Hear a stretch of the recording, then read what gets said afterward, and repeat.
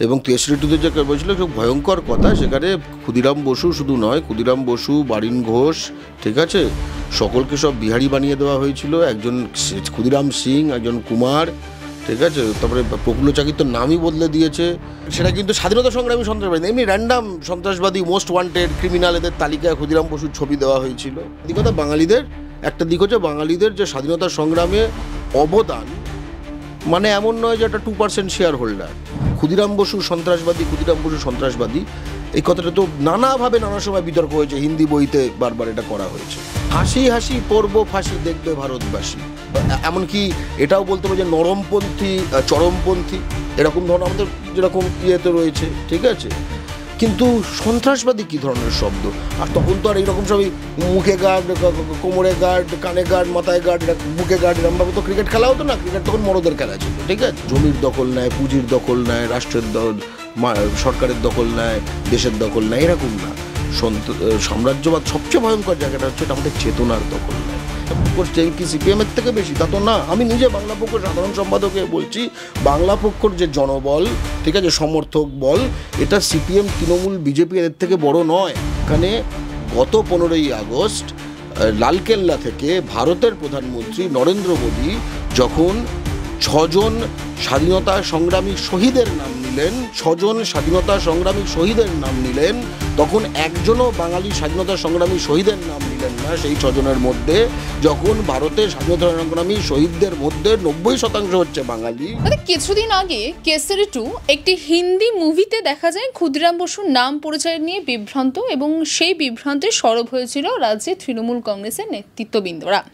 এবং সেখানে দাঁড়িয়ে আজ দেখা যাচ্ছে রাজ্যেরই একটি বিশ্ববিদ্যালয় অর্থাৎ বিদ্যাসাগর বিশ্ববিদ্যালয়ের প্রশ্নপত্রে বিপ্লবীদের সন্ত্রাসবাদের তকমা দেওয়া হয়েছে। আমার প্রশ্ন, সেক্ষেত্রে যদি তারা সরব হতে পারে, তাহলে এক্ষেত্রে তারা নীরব কেন? তৃণমূলের সরব সে মুখেই হয়, পথে নেমে কিন্তু প্রতিবাদ করেছিল বাংলা পক্ষ, এবং বাংলা হান্ট সেটা দেখিয়েছে, ঠিক আছে। পথে নেমে এরা সব মুখে মুখে সব রয়েছে। এবং 63-তে যে বলছিল খুব ভয়ঙ্কর কথা, সেখানে ক্ষুদিরাম বসু শুধু নয়, ক্ষুদিরাম বসু, বারিন ঘোষ, ঠিক আছে, সকলকে সব বিহারি বানিয়ে দেওয়া হয়েছিল। একজন ক্ষুদিরাম সিং, একজন কুমার, ঠিক আছে, তারপরে প্রফুল্ল চাকির তো নামই বদলে দিয়েছে। তারপরে হেম কানুঙ্গ, ঠিক আছে, তাকে একটা কৃপাল সিং বানিয়ে দিয়েছে। মানে ভয়ঙ্কর, মানে পাতিকতা বাঙালিদের একটা দিক হচ্ছে, বাঙালিদের যে স্বাধীনতা সংগ্রামে অবদান, মানে এমন নয় যে একটা 2% শেয়ার হোল্ডার, মানে ওরাই। তুমি যদি সেলুলার জেলে যাও, 80%-এর বেশি বাঙালি স্বাধীনতা সংগ্রামী, ঠিক আছে, সেটাকে তো মুছতে হবে কোনোভাবে, তাই না? বিশেষ করে এই তো হচ্ছে তারা যাদের মাতৃভাষায় কথা বললে আজকে বাংলাদেশি বলে সারা ভারতে ইয়ে করা হচ্ছে। এমনকি হিমন্ত বিশ্ব শর্মা বলেছে, আজকে নিউজে দেখলাম, যে কেউ যদি সেন্সাস, জনগণনায় নিজের মাতৃভাষা বাংলা বলে, তাহলে বোঝা যাবে কত ফরেনার আছে, কি ভয়ঙ্কর কথা, ঠিক আছে। তো এগুলো একটা স্তরের। আমরা দেখলাম যে বিদ্যাসাগর বিশ্ববিদ্যালয়, যেটা কিনা ক্ষুদিরামের নিজ জেলার বিশ্ববিদ্যালয়, মানে জিনিসটা ভুলে গেলে চলবে না, ক্ষুদিরাম বসুর নিজ জেলা বিশ্ববিদ্যালয়, সেখানে তাদের সন্ত্রাসবাদী বলা হয়েছে। এবং এটা প্রথমবার নয়, এর আগে একটা হিন্দি বইতে সন্ত্রাসবাদীদের তালিকায়, মানে এবং সেটা কিন্তু স্বাধীনতা সংগ্রামী সন্ত্রাসবাদী, এমনি র্যান্ডাম সন্ত্রাসবাদী, মোস্ট ওয়ান্টেড ক্রিমিনাল, এদের তালিকায় ক্ষুদিরাম বসুর ছবি দেওয়া হয়েছিল। এর আগে আমরা দেখেছি বিজেপির একটা এমএলএ আছে আসামে, সে বলেছিল সুভাষচন্দ্র বসু হচ্ছে সবচেয়ে বড় টেরোরিস্ট, মানে একদম ওখানে। এবার আমরা এটা বুঝি সন্ত্রাসবাদী বিষয়টাকে। এবং প্রথমে বলে দিই বাংলা পক্ষ কী করেছে। এত আসলে আমি অনেক সময় বলি, এবং আমাদের অনেকেই আমাকে বলেন যে ভাই তুমি মেন উত্তর না দিয়ে কি প্রথমে এত বলো। যাই হোক, তো কথাটা হচ্ছে যে বাংলা পক্ষ এই নিয়ে প্রথমেই রেজিস্ট্রারের সঙ্গে যোগাযোগ করে, এবং তারপরে পরদিন আমরা সেখানে ডেপুটেশন দেবো, এইটা হয়। আমরা দেখলাম যে ডেপুটেশন দিতে হলো না। যেই রেজিস্ট্রারের সঙ্গে আমরা যখন দুপুরের দিকে যোগাযোগ করলাম, ডক্টর আব্দুল লতিফ, যিনি আমাদের মেদিনীপুর মেডিকেল কলেজের প্রফেসর অর্থোপেডিক্সের এবং আমাদের বাংলা পক্ষর শীর্ষ পরিষদ সদস্য, তিনিই যোগাযোগ করেছিলেন। তো আমরা দেখলাম আমাদের না যেতে, মানে ডেপুটেশন ওরাও বোধহয় এটা নিয়ে বিতর্ক ইত্যাদি চাইছিল না। এবং আমরা অখুশি এবং খুশি, খুশিটা প্রথমে বলে নিই, তারপরে অখুশিটায় যাব। খুশি হচ্ছে যে এটা উইথড্র করে নেওয়া হয়েছে এবং এই পেপার সেটিংয়ে এটা যে করেছে তাকে শোকজ বা সাসপেন্ড ইত্যাদি করা হয়েছে। ওকে, অখুশি কিসে যে এই ল্যাবসগুলো হয় কিভাবে? মানে একটা তো হলো যে হয়ে গেল ভালোভাবে, আমি সামাল দিলাম, ঠিক আছে, ওকে, কিন্তু এই ল্যাবসগুলো হলো কী করে? এই টাইপের ব্যক্তিত্ব এবং এই টাইপের ব্যক্তিত্বের মাথার মধ্যে কী কাজ করছে সেটা একটু ঢুকে বোঝার চেষ্টা করা যাক। তবে এই কারণেই ক্ষুদিরাম বসু সন্ত্রাসবাদী এই কথাটা তো নানাভাবে নানা সময় বিতর্ক হয়েছে, হিন্দি বইতে বারবার এটা করা হয়েছে এবং এখন একজন বাঙালি সে এটা করলো। এক হচ্ছে যে ব্রিটিশরা যে চোখ দিয়ে দেখতো ক্ষুদিরাম বসুদের, সেই চোখে সে সন্ত্রাসবাদী, সেই চোখে, নট স্বাধীন ভারতে বাঙালির চোখে। এবং তারপরে দেখা গেল হিন্দি সাম্রাজ্যবাদীরাও স্বাধীন ভারতে সেই ব্রিটিশের চোখেই ক্ষুদিরাম বসুকে সন্ত্রাসবাদী হিসেবে দেখছে এবং ওই হিন্দি সাম্রাজ্যবাদীদের তৈরি চেতনায়, যার চেতনা, যে ধরনের বাঙালি যার নিজস্ব স্বকীয় জাতিগত চেতনা নেই, তাই ওই চেতনাতেই তাকে সন্ত্রাসবাদী মনে করছে। সন্ত্রাসবাদ মানে কি? সন্ত্রাসবাদ মানে যে আমি একখানা, বা যে কেউ, আমি বললে একটা অদ্ভুত শোনায়, যে কেউ এমন একখানা অ্যাকশন করলো, এমন একখানা কোনো কাজ করলো যার ফলে জনগণের মনে ত্রাস সৃষ্টি হয়, ঠিক আছে, ত্রাস, সন্ত্রাস, এবং এই সন্ত্রাসের ফলে তার কোনো একখানা লক্ষ্য আছে, সেটাকে সেইভাবে আদায় করা বা পাওয়ার চেষ্টা, এইটা হলো সন্ত্রাসবাদ, ঠিক আছে। জনগণের মধ্যে ত্রাস সৃষ্টি হবে, আমি যে কাজটা করেছি, এবং তার ফলে সন্ত্রাসবাদ, তাহলে এটা এরম যে করে সে সন্ত্রাসবাদী। ক্ষুদিরাম বসু যে কাজটি করেছিল এর ফলে তো বাঙালি জনতা উৎফুল্ল হয়েছিল, এই কথাটা বোঝা জরুরি। ক্ষুদিরাম যে কাজটা করেছিলেন, প্রফুল্ল চাকি যে কাজটা করেছিলেন, তার ফলে বাঙালি জনতা উৎফুল্ল হয়েছিল। হাসি হাসি পড়ব ফাঁসি দেখবে ভারতবাসী, ঠিক আছে। মানে সন্ত্রাসবাদের একদম উল্টো, যে জনগণের মানে নায়ক, জননায়ক আর কি ছিল। তার মানে সন্ত্রাসবাদ কার কাছে? তাহলে ত্রাস কারা হয়েছিল? নিশ্চয়ই ব্রিটিশরা ত্রাস হয়েছিল, ব্রিটিশ কোনো অফিসার ত্রাস হয়েছিল। এই ক্ষুদিরাম বসু, এই প্রফুল্ল চাকি, এই প্রদ্যোৎ ভট্টাচার্য, এরা সকলে একটা সময় অবিভক্ত মেদিনীপুর জেলায় ব্রিটিশদের মনে এমন ত্রাস সৃষ্টি করেছিল যে ত্রাসটা একসময় জানো তো ওয়েস্ট ইন্ডিজ একটা পেস ব্যাটারি ছিল, ওকে। একটু ধরো এখন তো সব T20, 420 এই ধরনের সব খেলাধুলা হয় ক্রিকেটে, কিন্তু একটা সময় টেস্ট ক্রিকেট যখন ভালো করে ওটাই মেন ছিল, তখন ওয়েস্ট ইন্ডিজের যখন পেস ব্যাটারি বল করতো, একটা কিপার থাকতো, 5টা 6টা করে স্লিপ থাকতো, এবং এমন সব আউটসুইঙ্গার হতো, মানে সে বিরাট জোরে জোরে অন্য যে কোনো টিম, সে অস্ট্রেলিয়া হোক, ইন্ডিয়া হোক, পাকিস্তান হোক আর ইংল্যান্ড হোক, ঠক ঠক করে কাঁপতো, আউটসুইঙ্গারে ব্যাটটা ঠেকাতো, ওই 7 জনের 5-6 জনের মধ্যে একজনের কাছে চলে যেত, আউট হয়ে চলে যেত। এবং এমন ত্রাস হতো, এই তখন তো আর এইরকম সবই মুখে গার্ড, কোমরে গার্ড, কানে গার্ড, মাথায় গার্ড, বুকে গার্ড, এরমভাবে তো ক্রিকেট খেলা হতো না, ক্রিকেট তখন মরদের খেলা ছিল, ঠিক আছে। তো তখন ওয়েস্ট ইন্ডিজ যখন এরকম বল করতো, যে ড্রেসিং রুম ব্যাটিং টিমের, তখন বলতো এই তুই যা, এরপর তুই নামবি, আমি না, এরপরে তুই নামবি, ঠিক আছে। মেদিনীপুরের জেলা শাসক কে হবে? ব্রিটিশদের মধ্যে, ব্রিটিশ ICS অফিসারদের মধ্যে এরকম ত্রাস সৃষ্টি হয়েছিল যে ওই পোস্টিংটা কেউ নিতে চাইতো না, ঠিক আছে, অবশ্যই।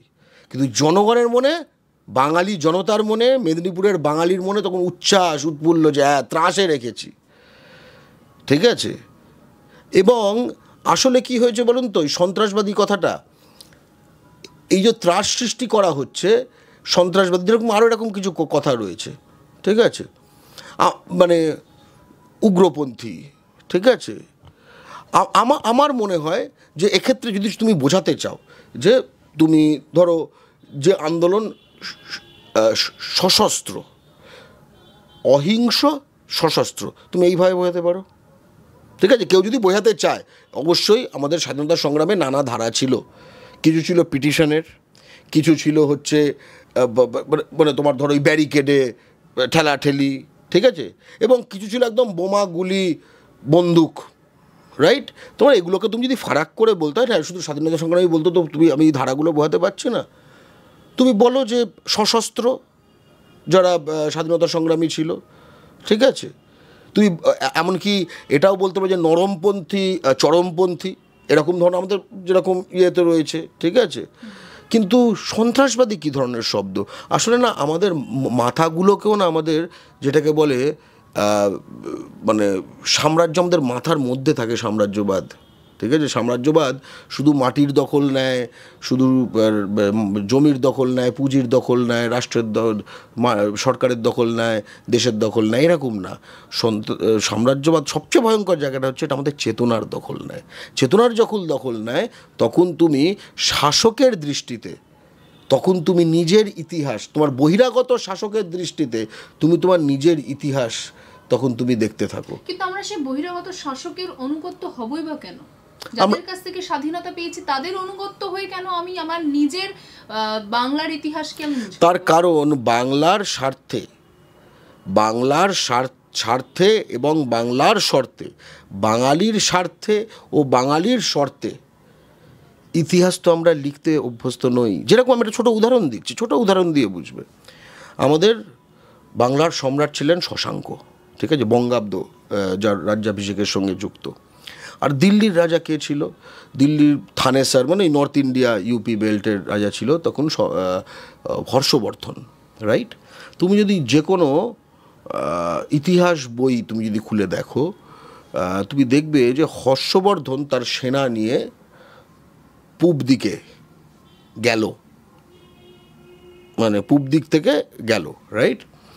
এই যে দেখো হর্ষবর্ধন পূব দিকে যাচ্ছে, এটা দেখার জন্য এটা তো কোনো একটা হিস্টোরিয়ান লিখছে। একটা যে কনসেপ্ট আছে, যেরকম তুমি জার্নালিস্ট, কিন্তু একটা কনসেপ্ট আছে এমবেডেড জার্নালিস্ট। এমবেডেড মানে যে প্রথিত, ঠিক আছে? এই টার্মটা এসেছিল প্রথম গালফ ওয়ারের সময়, যখন ওই কুয়েত ইনভেড করে ইরাক, সাদ্দাম হুসেন, এবং তারপরে মার্কিন যে সেখানে তাদের এগেনস্টে যে মার্কিন যে সেনা নামলো, তার সঙ্গে অনেক CNN ইত্যাদি জার্নালিস্ট ছিল, এমবেডেড জার্নালিস্ট। তারা তখন বলল যে আমরা ওই ইরাকি সেনার দিকে এগিয়ে চলেছি। ইরাকি সেনার দিকে আমরা এগিয়ে চলেছি এইটা বলার জন্য যে দৃষ্টিকোণটা লাগে, সেটা মার্কিন সেনার সঙ্গে থাকলে এটা হয়।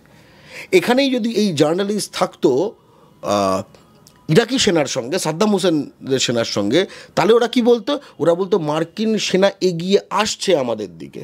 দুটো কিন্তু একই ঘটনা, কিন্তু দৃষ্টিকোণের ব্যাপার। তেমনি হর্ষবর্ধন পূব দিকে যাচ্ছে, আসলে হিস্টোরিয়ানটা হর্ষবর্ধনের সেনার দৃষ্টিতে দেখছে।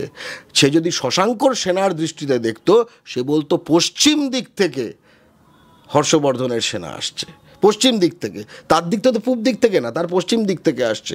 তাই বাংলা পক্ষ বলছে আজকে যখন ভারতে বাঙালির ইতিহাস ভুলিয়ে দেওয়া হচ্ছে, স্বাধীনতা সংগ্রাম যেটা আমাদের সবচেয়ে গৌরবোজ্জ্বল আমাদের যে ইতিহাস, সেইটা ভুলিয়ে দেওয়া হচ্ছে, যেখানে গত 15ই আগস্ট লালকেল্লা থেকে ভারতের প্রধানমন্ত্রী নরেন্দ্র মোদী যখন 6 জন স্বাধীনতা সংগ্রামী শহীদের নাম নিলেন, 6 জন স্বাধীনতা সংগ্রামী শহীদের নাম নিলেন, তখন একজনও বাঙালি স্বাধীনতা সংগ্রামী শহীদের নাম নিলেন না সেই 6 জনের মধ্যে। যখন ভারতের স্বাধীনতা সংগ্রামী শহীদদের মধ্যে 90% হচ্ছে বাঙালি, তারপরে 5 জন নারী স্বাধীনতা সংগ্রামীর নাম নিলেন।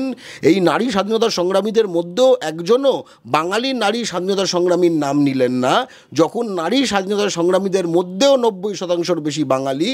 এবং যখন এই যে ধ্যান ধারণাটা, এটাই আস্তে আস্তে NCERT, CBSE, দিল্লি বোর্ডের মাধ্যমে বাঙালি সন্তানদের পড়তে বাধ্য করা হচ্ছে, ঠিক এই সময় দাঁড়িয়ে কিন্তু আমাদের এই ক্ষুদিরামের এই বিষয়টা, ক্ষুদিরাম সিং করে দেওয়া বা সন্ত্রাসবাদী করে, এগুলোকে খুব লাইট ব্যাপার হিসেবে ভাবলে চলবে না। ফান্ডামেন্টালি মানে ভুলটা হয়ে আসছে না, এটা খুব সচেতনভাবে বাংলা ও বাঙালিকে ভারতের মাটিতে সম্পূর্ণ ধ্বংস করে দেবার চেষ্টা হচ্ছে। যখন কোচবিহারে একজন হিন্দু বাঙালিকে NRC করে তাকে বলা হয় যে বিদেশি, আবার যখন ব্যাঙ্গালোরে যখন বিজেপি শাসন ছিল, তখন পলাশ অধিকারী আমাদের পূর্ব বর্ধমানের, তাকে বাংলাদেশি বলে যখন জেলে রেখে দেওয়া হয়, যখন মাস্টারদা সূর্য সেনকে অর্ণব গোস্বামী তার টিভি শোতে বলে বাংলাদেশি, যখন আমাদের ক্ষুদিরাম বসু হয়ে যায় ক্ষুদিরাম সিং, এবং সন্ত্রাসবাদী বলে তাকে আখ্যায়িত করা হয়, তখন বলছে বাঙালিকে আসলে ভারতে ঘিরে ফেলা হচ্ছে।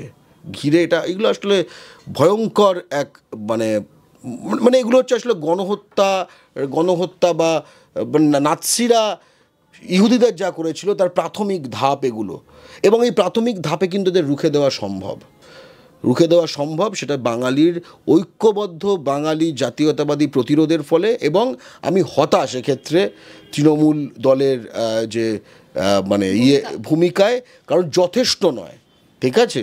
এই যে যখন ক্ষুদিরাম সিং বলল, তারা নামলো না কেন? বাংলা পক্ষ নেমেছে। বাংলা পক্ষর স্ট্রেংথ কি তৃণমূলের থেকে বেশি? বাংলা পক্ষর স্ট্রেংথ কি বিজেপির থেকে বেশি? বাংলা পক্ষর স্ট্রেংথ কি সিপিএমের থেকে বেশি? তা তো না। আমি নিজে বাংলা পক্ষর সাধারণ সম্পাদকে বলছি, বাংলা পক্ষর যে জনবল, ঠিক আছে, সমর্থক বল, এটা সিপিএম, তৃণমূল, বিজেপি এর থেকে বড় নয়। তাহলে এই প্রতিটি ক্ষেত্রে বাংলা পক্ষকে ভরসা করছে, এবং বাংলা পক্ষ এই জিনিসটা করছে। এটা তো বাঙালি জাতির খুব লজ্জার, যে দলগুলো তোমার থেকে এখন 10 মাস পরে হাত জোর করে বাঙালির থেকে ভোট চাইতে আসবে, বাঙালির কোনো ইস্যু তো তাদের দেখা যাবে না। আরো ভালো ভালো খবর দেখতে সাবস্ক্রাইব করুন বাংলা হান্টের ইউটিউব চ্যানেল। বাংলা হান্টের আরো খবর দেখতে নজর রাখুন। বাংলা খবর মানেই বাংলা হান্ট।